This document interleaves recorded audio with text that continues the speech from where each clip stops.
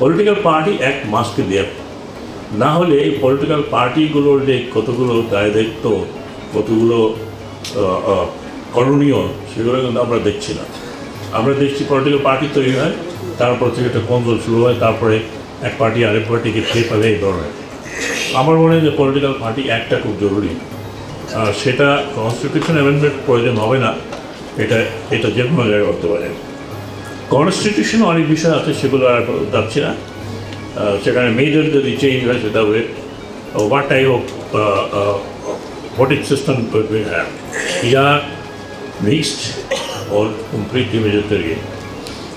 Majoritarian হলে কোনো অসুবিধা নেই, ক্লিয়ার হওয়ার পরে কনস্টিটিউশনটা পরিবর্তন করতে হবে।